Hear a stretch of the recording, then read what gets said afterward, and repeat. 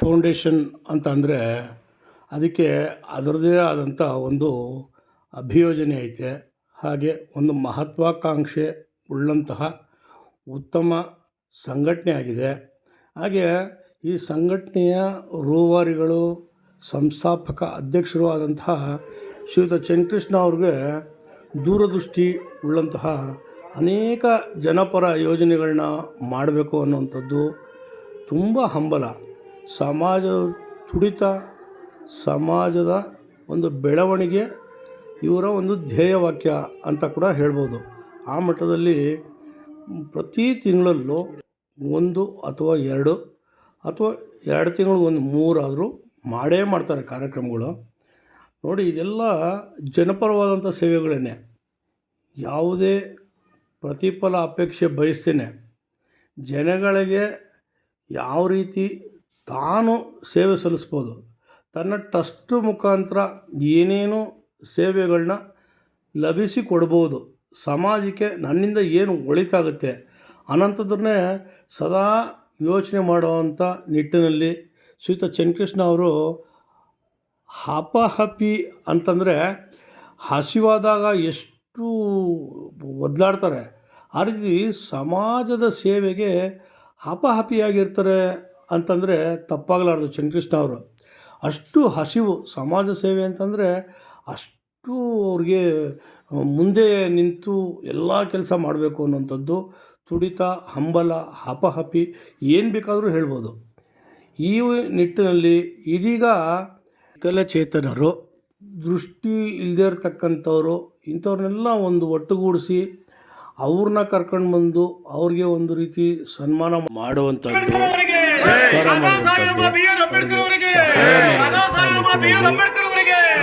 ಚನ್ನಕೃಷ್ಣ ಅವರು ಸಾಮಾನ್ಯವಾಗಿ ಎಲ್ಲರಿಗೂ ಹೇಳ್ತಾರೆ. ಇವರು ಪ್ರತಿಯೊಂದು ಕಾರ್ಯಕ್ರಮಗಳಲ್ಲಿ ಒಂದೊಂದು ಯೋಜನೆಗಳಿಗೆ ಒಂದೊಂದು ರೀತಿ ಒತ್ತು ಕೊಡ್ತಾ ಬರ್ತಾ ಇದ್ದಾರೆ. ನೋಡಿ, ನಾನು ಕಂಡಂತೆ ಇವರು ಒಂದು ಆರೋಗ್ಯದತ್ತ ಗಮನ ಹರಿಸಿದ್ರು, ಒಂದು ವಿದ್ಯಾರ್ಥಿಗಳತ್ತ ಗಮನ ಹರಿಸಿದ್ರು, ಒಂದು ಹಾಗೆ ಕಣ್ಣಿನ ನೇತ್ರ ಚಿಕಿತ್ಸಾ ಶಿಬಿರ ನಡೆಸಿದ್ರು. ಇದರೊಟ್ಟಿಗೆ ಹೃದಯ ಒಂದು ವೈಫಲ್ಯತೆ ಬಗ್ಗೆ ಕೂಡ ಅರಿವು ಮೂಡಿಸುವಂಥ ನಿಟ್ಟಿನಲ್ಲಿ ಮಾಡಿದ್ರು. ಹಾಗೆ ಬ್ಲಡ್ ಡೊನೇಟ್ ಮಾಡುವಂಥದ್ದು ಅನೇಕ ರೀತಿಯಲ್ಲಿ. ಆಮೇಲೆ ಇದರೊಟ್ಟಿಗೆ ಪ್ರತಿ ವರ್ಷ ಕೂಡ ಇವರು ಯಾರ್ಯಾರು ಯಾವ್ಯಾವ ರೀತಿ ಸಹಾಯ ಕೇಳ್ತಾರೆ, ವಿದ್ಯೆಗೆ, ಮದುವೆಗೆ, ಇನ್ನೊಂದಕ್ಕೆ ಮತ್ತೊಂದಕ್ಕೆ, ಪ್ರತಿಯೊಂದಕ್ಕೂ, ಆಮೇಲೆ ಆರೋಗ್ಯಕ್ಕೆ, ಈ ರೀತಿ ಎಲ್ಲ ಥರದಲ್ಲೂ ಔಷಧಿ, ಉಪಚಾರ ಪ್ರತಿಯೊಂದಕ್ಕೂ ಸಹಾಯ ಮಾಡ್ತಾ ಬಂದಿದ್ದಾರೆ. ಇವರ ಸಹಾಯನ ಇವರು ಬಲಗೈಯಲ್ಲಿ ಕೊಟ್ಟಿದ್ದು ಎಡಗೈ ಗೊತ್ತಾಗಬಾರ್ದು ಅನ್ನೋಂಥದ್ದೊಂದು ಇದು ಗಾದೆ ಮಾತು, ಅದು ಇವರು ಪಾಲಿಸ್ಕೊಂಡು ಬರ್ತಾಯಿದ್ದಾರೆ ಚಾಚುತಪ್ಪೆ. ಇಂಥ ವ್ಯಕ್ತಿ ಸಮಾಜದಲ್ಲಿ ಸಮಾಜದ ಒಳಿತಿಗೆ ದುಡಿತಾ ಇರೋದು ನಿಜವಾಗಲೂ ಒಂದು ಅದೃಷ್ಟನೇ ಸರಿ ಅಂತ ಕೂಡ ಹೇಳ್ಬೋದು. ಯಾಕೆ ಅಂತಂದರೆ ಸಮಾಜದಲ್ಲಿ ಸಮಾಜಮುಖಿಯಾಗಿ ಎಲ್ಲೋ ಒಂದು ಕಾರ್ಯ ಮಾಡಿ 100 ಶಿಖರಗಳನ್ನ ಮತ್ತು 100 ಕಿರೀಟಗಳನ್ನ ಇಟ್ಕೊಂಡಂಥ ವ್ಯಕ್ತಿಗಳೇ ಇವತ್ತು ತುಂಬಿರೋಂಥ ಈ ಸಮಾಜದಲ್ಲಿ ಇವರು ಇಷ್ಟೊಂದು ಕಾರ್ಯಕ್ರಮಗಳು ಸತತವಾಗಿ 15 ವರ್ಷದಿಂದ ಸಮಾಜ ಸೇವೆ ಮಾಡ್ಕೊಳ್ತಾ ಬರ್ತಾಯಿದ್ದಾರೆ. ಆದರೆ ಎಲ್ಲೂ ಕೂಡ ಇವರು ತಮ್ಮ ವ್ಯಕ್ತಿತ್ವವನ್ನು ವಿಜೃಂಭಿಸಿ ತೋರಿಸಿಲ್ಲ. ತಮ್ಮ ಸಹಪಾಠಿಗಳೇನಿದ್ದಾರೆ ಅವ್ರನ್ನೇ ಮುಂದೆ ಬಿಡ್ತಾರೆ. ಅವ್ರು ಜಾಸ್ತಿ ಮುಂದೆ ನಿಂತು ನಂದೇ ಇಲ್ಲ, ನಾನೇ ಇಲ್ಲ ಅನ್ನೋ ಮಟ್ಟದಲ್ಲಿ ಎಲ್ಲೂ ತೋರಿಸಿಲ್ಲ. ನಾನು ನೋಡಿದಂಥ ಚನ್ನಕೃಷ್ಣ ಇಷ್ಟು ಸರಳವಾದಂಥ ವ್ಯಕ್ತಿ. ಈ ಸರಳ ವ್ಯಕ್ತಿತ್ವಕ್ಕೆ ನನ್ನೊಂದು ದೊಡ್ಡ ಸಲಾಮ್. ಇಂಥ ವ್ಯಕ್ತಿಗಳು ಸಮಾಜಕ್ಕೆ ಮತ್ತಷ್ಟು ಮಗದಷ್ಟು ದೊರಕಲಿ.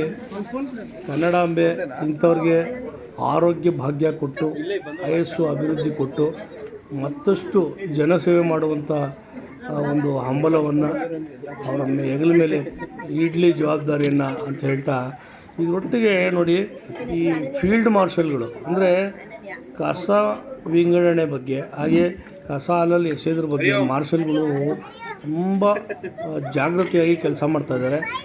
ಜನಗಳಿಗೆ ಅರಿವು ಮೂಡಿಸುವಂಥ ನಿಟ್ಟಿನಲ್ಲಿ, ಹಾಗೆ ಜನಗಳಿಗೆ ಅದರ ಬಗ್ಗೆ ಒಲವು ಮೂಡಿಸುವಂಥ ನಿಟ್ಟಿನಲ್ಲಿ ಕಸ ನಮ್ಮ ಮನೆ ಕಸ ನಾವು ತಗೊಂಡೋಗಿ ಬೇಕಾಬಿಟ್ಟು ಬೇರೆ ಕಡೆ ಬಿಸಾಕೋದ್ರ ಬದಲು ಅದನ್ನು ಒಣ ಕಸ, ಹಸಿ ಕಸ, ಹಾಗೆ ಏನು ಗಾಜು, ಪ್ಲಾಸ್ಟಿಕ್ಕು ಇತರೆ ಬಳಕೆ ಆಗದಿರ್ತಕ್ಕಂಥ ವಸ್ತುಗಳನ್ನ ಇಡಿಬಿಡಿಯಾಗಿ ಸಪ್ರೇಟಾಗಿ ಕೊಡುವಂಥ ನಿಟ್ಟಿನಲ್ಲಿ ಈ ಮಾರ್ಷಲ್ಗಳದ್ದು ಮಹತ್ವದ ಪಾತ್ರ. ಅಂಥ ಮಾರ್ಷಲ್ಗಳ್ನ ಕೂಡ ಕರೆದು ಅವ್ರಿಗೆ ಅಂತ ಒಂದು ಸನ್ಮಾನ ಮಾಡೋದಿದೆಯಲ್ಲ, ಇದು ನಿಜವಾಗ್ಲೂ ಭಾಳ ಒಂದು ಮೇರು ವ್ಯಕ್ತಿತ್ವ ಇರುವಂಥ ವ್ಯಕ್ತಿಗಳಿಗೆ ಮಾತ್ರ ಇಂಥವೆಲ್ಲ ಸಾಧ್ಯ.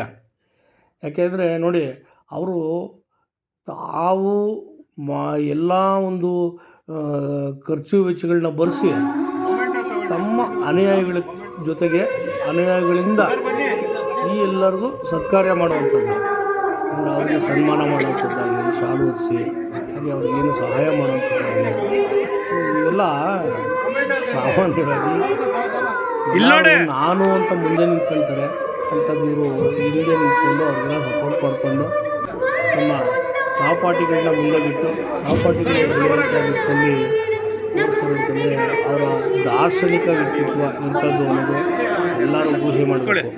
ಇದರೊಟ್ಟಿಗೆ ಇವರು ಮತ್ತೊಂದು ಸಮಾಜಮುಖಿ ಕಾರ್ಯ, ಬರೀ ಮೈಲಿಗಲ್ಲು ಸ್ಥಾಪನೆ ಮಾಡಬೇಕು ಅನ್ನೋಂಥ ನಿಟ್ಟಿನಲ್ಲಿ ಇವರು ಸಮಾಜಮುಖಿ ಕಾರ್ಯ ಮಾಡ್ತಾಯಿದ್ದಾರೋ ಏನೋ. ನನಗೆ ನಿಜವಾಗ್ಲೂ ಇವರು ಮಾಡ್ತಾ ಇರ್ತಕ್ಕಂಥ ಒಂದು ಕೆಲಸ ಕಾರ್ಯಗಳ ಬಗ್ಗೆ ನೋಡಿದ್ರೆ ನನಗೆ ಅದೇ ರೀತಿ ಅನಿಸುತ್ತೆ. ಆದರೆ ಯಾವುದೇ ಸ್ವಾರ್ಥ ಪ್ರತಿಫಲ ಅಪೇಕ್ಷೆ ಇಲ್ಲದಲೇ ಮಾಡ್ಕೊಂಡು ಬರ್ತಾ ಇರ್ತಕ್ಕಂಥ ಈ ಒಂದು ವ್ಯಕ್ತಿ ಶಕ್ತಿಗೆ ನಿಜವಾಗ್ಲೂ ಎಲ್ಲರೂ ತಲೆದೂಗಲೇಬೇಕು ಮತ್ತು ಎಲ್ಲದಕ್ಕೂ ತಲೆದೂಗಬೇಕು ಅಂಥ ಕಾರ್ಯಕ್ರಮಗಳು.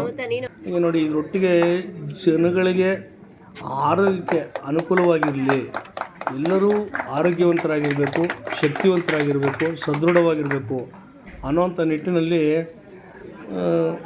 ಇವರು ಅಂಗನವಾಡಿ ಅಂಗನವಾಡಿಯಲ್ಲಿ ಒಂದು ಯೋಗ ಶಾಲೆ ಪ್ರಾರಂಭ ಮಾಡಿಸಿದ್ದಾರೆ. ಯೋಗ ಶಾಲೆಯಲ್ಲಿ ಈಗಾಗಲೇ ನೋಡಿ ಯೋಗ ತೋರಿಸ್ಕೊಡ್ತಾ ಇದ್ದಾರೆ ಇವರು ಗುರುಗಳು ಯಾವ್ಯಾವ ರೀತಿ ಅಂತೇಳಿ. ಒಂದೊಂದು ಸಾಧನೆಗಳು ಒಂದೊಂದು ರೀತಿಯಲ್ಲಿ ಪ್ರತಿಫಲಗಳನ್ನೇ ಕೊಡುವಂಥದ್ದು. ಯೋಗಾಸನ ಸುಮ್ಮನೆ ಮಾಡುವಂಥದ್ದಲ್ಲ, ಆರೋಗ್ಯಕ್ಕೆ ಹೇಳಿ ಮಾಡಿಸೋಂಥ ಒಳ್ಳೆಯ ಉತ್ತಮ ಮದ್ದು ಅಂತಂದರೆ ಯೋಗಾಸನ. ನಮ್ಮ ಸ್ನಾಯುಗಳಾಗಿರಲಿ, ಮಾಂಸಖಂಡಗಳಾಗಿರಲಿ, ಮೂಳೆಗಳಾಗಿರಲಿ, ಎಲ್ಲೂ ಗಾಳಿ ತುಂಬಿಕೊಂಡೇ ನಾವು ಸರಾಗವಾಗಿ ಎಲ್ಲ ಕಾರ್ಯಗಳನ್ನು ಮಾಡ್ತೀವಿ. ಮತ್ತು ನಾವು ಊಟ ಮಾಡಿದ್ದು ಜೀರ್ಣಾಂಗ ಕ್ರಿಯೆ ಚೆನ್ನಾಗಾಗತ್ತೆ. ಹಾಗೆ ನಾವು ಮಲಮೂತ್ರ ವಿಸರ್ಜನೆ ಕ್ಲೀನಾಗಿ ಮಾಡ್ತೀವಿ ಅಂತಂದರೆ ಇದಕ್ಕೆಲ್ಲ ನಾವು ಮಾತ್ರೆ ಔಷಧಿಗಳು ಮೊರೆ ಹೋಗ್ದಲೇ ಕೇವಲ ಯೋಗಾಸನದಿಂದ ಇವೆಲ್ಲವನ್ನು ನಾವು ಸರಿ ಮಾಡ್ಕೊಳ್ಬೋದು, ಹಾಗೆ ಸರಿ ದೂಗಿಸ್ಕೊಳ್ಬೋದು. ನೋಡಿ ಯಾವ್ಯಾವ ರೀತಿ ಯೋಗಗಳನ್ನ ಹೇಳ್ಕೊಡ್ತಾರೆ ಅಂತ ನೋಡಿ. ಆ ಯೋಗಾಭ್ಯಾಸದ ಮೊದಲ ಒಂದು ಹಂತ ಇದು. ಈ ಹಂತದಲ್ಲಿ ಯಾವ್ಯಾವ ರೀತಿ ಮಾಡ್ಬೋದು ಅನ್ನೋಂಥದ್ದು.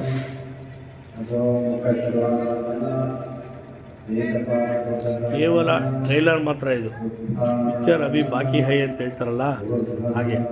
ಯೋಗಾಸನದಲ್ಲಿ ಒಂದೊಂದು ಆಸನಗಳು ಏನೇನು ಅನುಕೂಲ ಆಗುತ್ತೆ ಅನ್ನೋಂಥದ್ರ ಬಗ್ಗೆ ಈ ಆಸನಗಳನ್ನ ಮಾಡಿಸ್ತಾ ಇರ್ತಕ್ಕಂಥದ್ದು. ಇದು ಮಾಡಿದ್ರೆ ಮೊದಲಾಗಿ ಸೊಂಟ ನೋವು, ಬೆನ್ನು ನೋವು ಬರೋದಿಲ್ಲ. ಹಾಗೆ ಕೀಲುಗಳ ಸಂಧಿಗಳಲ್ಲಿ ಎಲ್ಲೆಲ್ಲಿ ಗಾಳಿಗಳು ಸೇರ್ಕೊಳ್ಳುತ್ತಲ್ಲ ಆ ಗಾಳಿ ಸೇರೋದಿಲ್ಲ. ಎರಡಾಯಿತು. ಮೂರನೇದೇನಪ್ಪ ಅಂತಂದರೆ ಪಚನ ಕ್ರಿಯೆ ಚೆನ್ನಾಗಾಗತ್ತೆ. ನಾಲ್ಕನೇದು ಮೊದಲಾಗಿ ಬೊಜ್ಜು ಹೊಟ್ಟೆ ಅಂತ ಏನು ಎಲ್ಲ ಆಡ್ಕೊಳ್ತಾರಲ್ಲ ಆ ಬೊಜ್ಜು ಹೊಟ್ಟೆ ಸಾಮಾನ್ಯವಾಗಿ ಬರೋದೇ ಇಲ್ಲ. ಅಂದರೆ ಕೊಬ್ಬಿನಂಶ ಸಾಧ್ಯವಾದಷ್ಟು ನಮ್ಮ ಮೈಗೆ ಎಷ್ಟು ಸೇರಬೇಕೋ ಎಷ್ಟಿರಬೇಕೋ ಅಷ್ಟು ಮಾತ್ರ ಇರ್ತೈತೆ. ಮಿಕ್ಕಿದ್ದಕ್ಕೆ ಅದಕ್ಕೆ ಅವಕಾಶ ಕೊಡೋದಿಲ್ಲ ಈ ಯೋಗ ಒಂದು ಅಭ್ಯಾಸ ಮಾಡಿದ್ರೆ ಅನ್ನುವಂಥದ್ದು ಯೋಗ ಟೀಚರ್ ಅವರ ಒಂದು ಉಪದೇಶ. ಹಾಗೆ ಅವರ ಒಂದು ಈ ಒಂದು ವಿದ್ಯೆಗೆ ದೊರಕುವಂಥ ಪ್ರತಿಫಲ ಅಂತ ಕೂಡ ಹೇಳ್ತಾರೆ. ರೀತಿ ಮಾಡ್ತಾಯಿದ್ದಾರೆ ಅಂತ. ತಲೆಯ ಮೇಲ್ಭಾಗದಿಂದ ಹಿಡಿದು ಶಿರ, ಮನಸ್ಸು, ಮೈ, ಎದೆ, ಹೊಟ್ಟೆ, ಕಾಲು ಬೆರಳಿನ ಉಗುರಿನವರೆಗೂ, ಅಂದರೆ ಶಿರದ ಮೇಲ್ಭಾಗದಿಂದ ಹಿಡಿದು ಕಾಲಿನ ಉಗುರಿನ ಉಂಗುಷ್ಟದವರೆಗೂ ಸಕಲ ರೀತಿಯಲ್ಲೂ ಆರೋಗ್ಯ ಲಭಿಸುತ್ತೆ. ನಮ್ಮ ನರನಾಡಿಗಳು ಗಟ್ಟಿಯಾಗ್ತವೆ, ಮಾಂಸಖಂಡಗಳು ಸದೃಢವಾಗಿರ್ತವೆ, ಹಾಗೆ ಪಚನ ಕ್ರಿಯೆಗಳು ಸರಾಗವಾಗಿ ನಡೆಯುತ್ತೆ. ಇಷ್ಟು ನಡೆದಾಗ ಮನುಷ್ಯ ಸಾಧಾರಣವಾಗಿ ಆರೋಗ್ಯವಂತನಾಗಿ ಇರ್ತಾನೆ. ಆರೋಗ್ಯವೇ ಭಾಗ್ಯ ಅನ್ನೋಂಥ ನಿಟ್ಟಿನಲ್ಲಿ ಆರೋಗ್ಯವಂತನಾಗಿ ತಮ್ಮ ಕಾರ್ಯಕ್ರಮಗಳನ್ನ ನಡೆಸ್ಕೊಂಡು ಹೋಗ್ತಾನೆ. ಇದಕ್ಕೆ ಅನುಕೂಲಕರವಾಗಿ ಆಗಲಿ, ನಮ್ಮ ಸುತ್ತಮುತ್ತಲಿನ ಜನ ಇದರ ಪ್ರಯೋಜನ ಪಡ್ಕೊಳ್ಳಿ ಅಂಥೇಳಿ ಇಲ್ಲಿ ಯೋಗ ಶಾಲೆಯನ್ನು ಪ್ರಾರಂಭ ಮಾಡಿಸಿದ್ದಾರೆ. ಪತಂಜಲಿ ಯೋಗಾಸನ ಅಂಥೇಳಿ ಎಲ್ಲರಿಗೂ ಫ್ರೀ. ಬೆಳಗ್ಗೆ 5:30ಯಿಂದ 7:30ವರೆಗೂ ಗಂಡಸರಿಗೆ, ಹಾಗೆ ಸಂಜೆ 4 ಗಂಟೆಯಿಂದ 6:30ವರೆಗೂ ಹೆಣ್ಮಕ್ಕಳಿಗೆ ಈ ಒಂದು ಕ್ಲಾಸ್ನ ಉಚಿತವಾಗಿ ನಡೆಸ್ಕೊಡ್ತಾರೆ. ಯೋಗ ಕ್ಲಾಸು ಆಸಕ್ತರು ಯಾರಾದರೂ ಇದ್ದರೆ ಇವ್ರನ್ನ ಕಾಂಟ್ಯಾಕ್ಟ್ ಮಾಡ್ಬೋದು. ಹಾಗೆ ನೋಡಿ, ಇಂಥ ಒಬ್ಬ ಸದೃಢ ಸಮಾಜ ಈ ಯೋಗ ಶಾಲೆಯನ್ನು ಉದ್ಘಾಟನೆ ತಾವು ಮಾಡಲಿಲ್ಲ, ಯೋಗ ಟೀಚರ್ಸ್ ಕಡೆಯಿಂದನೇ ಉದ್ಘಾಟನೆ ಮಾಡಿಸಿದ್ರು. ಅದು ವಿಶೇಷ ನೋಡಿ. ಯಾರ್ಯಾರು ಟೇಪ್ ಕಟ್ ಮಾಡೋದಕ್ಕೆ ಫಸ್ಟು ಕತ್ರಿ ಹಿಡ್ಕೊಂಡು ನಿಂತಿರ್ತಾರೆ. ಅದರಲ್ಲೂ ಅವ್ರದ್ದೇ ಕಾರ್ಯಕ್ರಮದಲ್ಲಿ ಅವರೇ ಕತ್ತಿ ಹಿಡ್ಕೊಂಡು ನಿಂತ್ಕೊಳ್ಳೋಂಥದ್ದು ವಿಶೇಷ. ಆದರೆ ಇವರು ಹಾಗೆ ಮಾಡಲಿಲ್ಲ. ಅಲ್ಲಿ ಮೇಲೆ ಅವ್ರದ್ದೇ ಆದರೂ ಕೂಡ ಕತ್ರಿ ಬೇರೆಯವ್ರ ಕೈ ಕೊಟ್ಟು ಅದು ಕಟ್ ಮಾಡೋದಿದೆಯಲ್ಲ, ಅದು ಅವ್ರ ದೊಡ್ಡತನ. ಎಷ್ಟು ಬಣ್ಣಿಸೋದು ಸಾಲದು ನೋಡಿ. ಇವರೆಲ್ಲ ಈ ಒಂದು ವಿಕಲಚೇತನರು ಏನಿದ್ದಾರೆ ಅವ್ರಿಗೆಲ್ಲ ಅವ್ರ ಹುಡುಗರ ಕಡೆಯಿಂದ ಸಣ್ಣ ಒಂದು ಅಳಿಲು ಸೇವೆ ಸಹಾಯಧನ ಮಾಡ್ತಾಯಿದ್ದಾರೆ ಎಲ್ಲರಿಗೂ ನೋಡಿ. ಯಾವ್ಯಾವ ರೀತಿ ಇವ್ರಿಗೆ ಕರೆದು ಉಪಚಾರ ಮಾಡಿ ಊಟ ಬಟ್ಟೆ ಕೊಟ್ಟು ಅವ್ರಿಗೆ ಇದರೊಟ್ಟಿಗೆ ಅವ್ರಿಗೆ ಸಹಾಯಧನ ಕೊಡುವಂಥದ್ದು ಎಷ್ಟು ಜನಕ್ಕೆ ಸಾಧ್ಯ ಇದು. ಇನ್ನು ಮುಂದೆ ಹಲವಾರು ಯೋಜನೆಗಳಿದೆ, ಒಂದೇ ಮಾಡ್ಕೊಂಡು ಬರ್ತಾ ಇರ್ತೀನಿ ಅಂತ ಹೇಳ್ತಾರೆ. ಹುಮ್ಮಸ್ಸು ಯಾವ ರೀತಿ ಇದೆ ಅಂತಂದರೆ, ಇನ್ನೂ ಒಂದು 20 ವರ್ಷದ ಹುಡುಗನ ಥರ ಇದೆ ಅವ್ರ ಹುಮ್ಮಸ್ಸು. ಭಗವಂತ ಅವ್ರಿಗೆ ಹೆಚ್ಚಿನ ಆಯಸ್ಸು, ಐಶ್ವರ್ಯ, ಅಭಿವೃದ್ಧಿ ಕೊಟ್ಟು ಕಾಪಾಡಲಿ. ಕುಟುಂಬವನ್ನು ಸದಾ ಹಿಂಗೆ ಸಮಾಜಮುಖಿಯಾಗಿ ಬೆಳೀಲಿ ಅಂತ ಹೇಳ್ತಾ ನೋಡಿ, ಆ ಯೋಗ ಕ್ಲಾಸ್ ಅವ್ರ ಕಡೆಯಿಂದ ಉದ್ಘಾಟನೆ ಮಾಡಿಸಿದ್ವಿ. ಇದಲ್ವಾ ಅವ್ರ ವರ್ತನೆ ನೋಡಿ, ಅದಕ್ಕೆ ಹೇಳೋದು ಹುಡುಗಿ ಕೂಡ ತಿಳ್ಕೊಂಡಿಲ್ಲ ಅಂಥೇಳಿ. ಬನ್ನಿ ಅಧ್ಯಕ್ಷ, ಬನ್ನಿ ಅಧ್ಯಕ್ಷ. ನಾನೇ ಇರಬೇಕು, ಎಲ್ಲದಕ್ಕೂ ನಾನೇ ಕಾಣಬೇಕು ಅನ್ನೋಂಥದ್ದು ಅವ್ರ ತಲೆಯೇ ಇಲ್ಲ.